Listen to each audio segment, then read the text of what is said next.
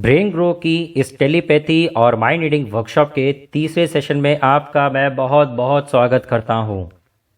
तो आज हम टेलीपैथी और माइंड रीडिंग की प्रक्रिया को और अधिक प्रभावशाली बनाने के लिए सभी चक्रों के बारे में विस्तार से जानेंगे।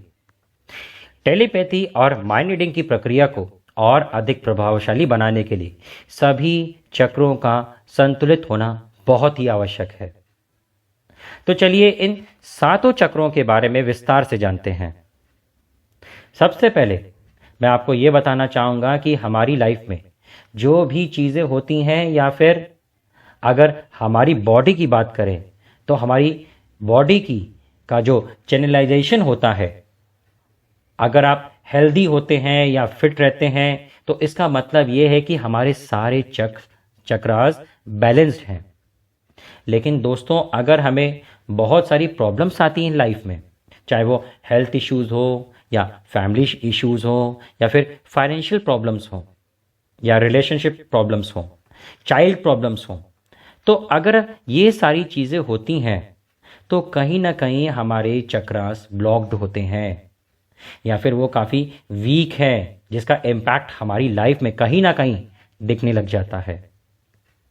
ये देखा गया है कि जो लोग पॉजिटिव रहते हैं या मोटिवेशनल ट्रेनर्स होते हैं या जो ज़्यादातर खुश रहते हैं, उनके चक्रास वो बैलेंस रहते हैं। लेकिन जो लोग बहुत ज़्यादा चिंता करते हैं, फियर में रहते हैं, डर में रहते हैं, तो उनके चक्रास ऑटोमेटिकली डाउन होने लगते हैं या ब्लॉक होने लगते हैं। और एक चीज़ मैं आपको बताना चाहता हूँ कि एक बार अगर आपने अपने चक्रास को बैलेंस कर लेते हो तो ये कोई ज़रूरी नहीं है कि वो हमेशा ही बैलेंस रहेंगे। अगर आप किसी चीज़ को लेकर बहुत ज़्यादा वरीड हो या किसी चीज़ को लेकर आप बहुत डरे हुए हो या इनसिक्योर हो, फ्यूचर को लेकर या फिर किसी भी चीज़ को लेकर, तो भी आपके चक्रास ब्लॉक्ड या वीक हो सकते हैं, नेगेटिव एनर्जी से भर जाएंगे वो। दोस्तों, जैसा कि हमें पता है कि हमारे पास 7 चक्रास होते हैं। नीचे के 3 चक्र जो होते हैं वो हमारे मटेरियलिस्टिक वर्ल्ड को इंडिकेट करते हैं, यानी कि जो दुनियादारी है, कैसे कंपटीशन में रहना है, किससे कैसे बिहेव करना है, जो प्लेजर्स होते हैं, पैशन होता है, रिलेशनशिप्स होते हैं, इंटीमेसी होती है, ये सब कुछ नीचे के जो 3 चक्रास होते हैं, जैसे रूट चक्र या मूलाधार चक्र, सैक्रल चक्र या स्वादिष्ठान चक्र, सोलर प्लेक्सस चक्र या मणिपुर चक्र, ये तीनों चक्र दुनियादारी या अर्थली प्लेजर्स को इंडिकेट करते हैं। फिर इसके बाद जो इसके ऊपर के जो 3 चक्र होते हैं वो स्पिरिचुअल वर्ल्ड को इंडिकेट करते हैं, डिवाइन वर्ल्ड को इंडिकेट करते हैं। इन चक्रों के नाम है थ्रोट चक्र या विशुद्ध चक्र, अजना चक्र या आज्ञा चक्र, क्राउन चक्र या सहस्रार चक्र। अब मैंने 6 चक्रों के बारे में आपको बताया, लेकिन जो बीच में जो चक्र होता है वो होता है हार्ट चक्र या अनाहत चक्र।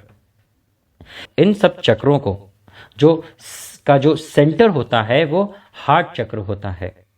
हार्ट चक्र मतलब लव, कंपैशन या फेथ।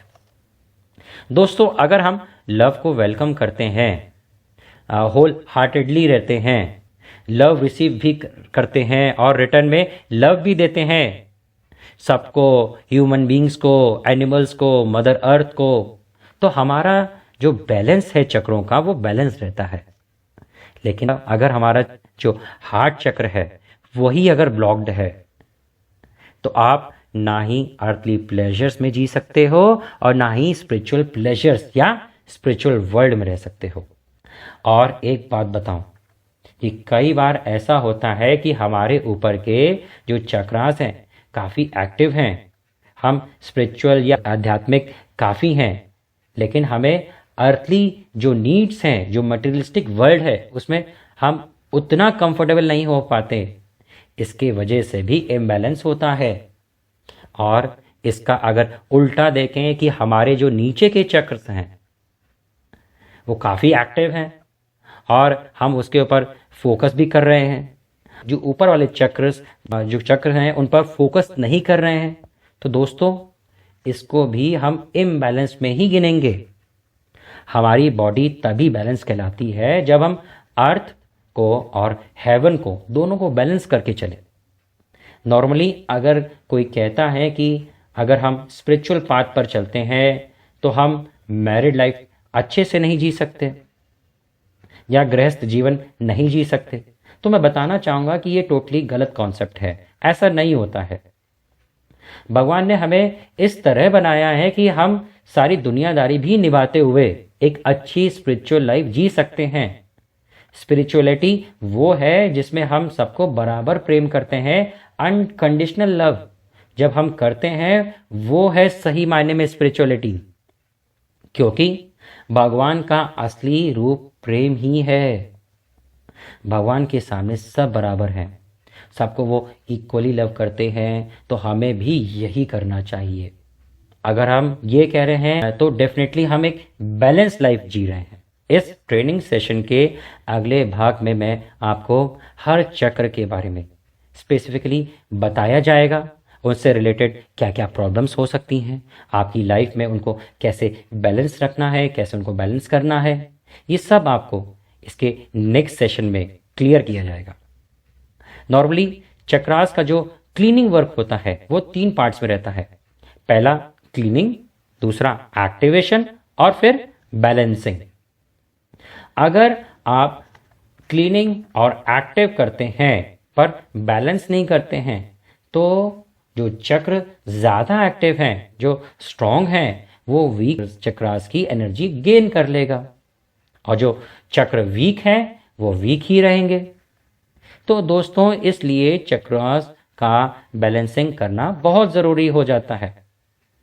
और इनिशियल लेवल पर अगर आप बिगनर हैं या आपको कोई इंफॉर्मेशन नहीं है तो स्टार्ट डूइंग लिटिल मेडिटेशन। आपको थोड़ा मेडिटेशन स्टार्ट करना चाहिए। 10 या 15 मिनट का समय निकालकर डेली बेसिस पर ज़रूर ध्यान लगाया करें। सबसे पहले आप अपने आप को एक कामनेस में लेकर जाएं। जितने कम थॉट्स आएंगे उतना ज़्यादा अच्छा होगा। अगर आप गाइडेड वे में मेडिटेशन सीखना चाहते हैं तो आप कमेंट सेक्शन में ज़रूर कमेंट्स लिखें। मैं आपको बहुत अच्छे मेडिटेशन मटेरियल प्रोवाइड कर दूंगा जो आपकी काफ़ी मदद करेंगे। ये चक्रों को इन्फॉर्मेशन मैंने आपसे इसलिए शेयर करी है क्योंकि मैं जानता हूं कि काफ़ी लोगों को इसके रिलेटेड इन्फॉर्मेशन नहीं है। होपफुली आज आपको इस सेशन में काफ़ी कुछ नया जानने को मिला होगा। अगर आपको कोई भी प्रश्न हो तो कमेंट सेक्शन में आप अपने प्रश्न ज़रूर लिख सकते हैं। तो मिलते हैं ब्रेन ग्रो के टेलीपैथी ट्रेनिंग के नेक्स्ट सेशन में। तब तक के लिए आपका बहुत बहुत धन्यवाद। Thank you so much.